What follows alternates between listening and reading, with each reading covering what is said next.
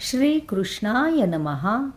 यो मामेवमसम्मूढो जानाति पुरुषोत्तमं स सर्वविद् भजति मां सर्वभावेन भारत।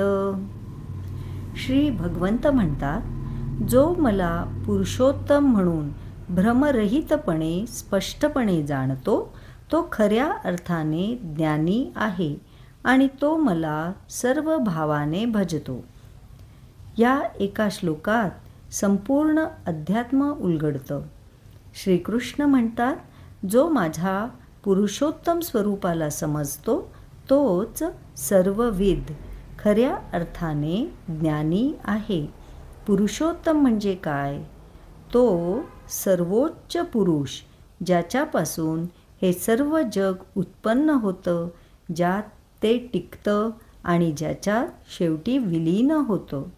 जो अविनाशी आहे, ज्याला प्रारंभ नाही, अंत नाही आणि जो प्रत्येकाच्या हृदयात प्रकाशासारखा उजळत असतो.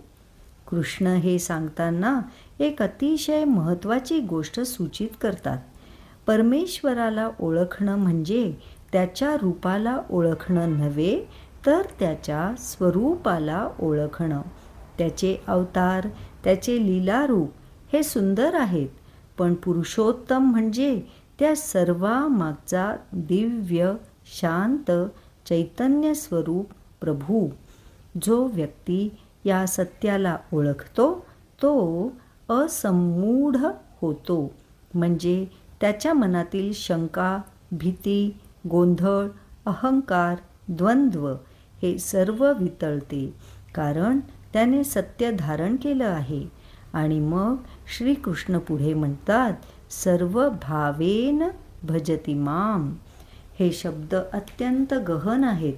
भक्ती म्हणजे फक्त पूजेसाठी वेळ देणं नाही. भक्ती म्हणजे सर्व भावाने, ज्या भावाने आपण श्वास घेतो त्या भावाने परमेश्वराला स्मरण करणे.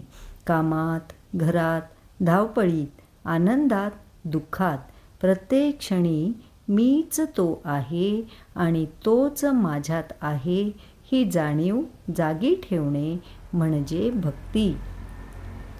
जो पुरुषोत्तमाला जाणतो तो भक्त आणि ज्ञानी दोन्ही होतो.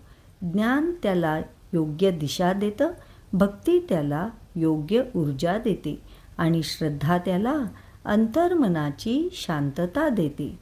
या श्लोकाचा सार असा आहे, परमेश्वराला समजण्यासाठी विवेक हवा, त्याच्याशी जोडण्यासाठी हृदय हवं आणि दोन्ही टिकवण्यासाठी विश्वास हवा.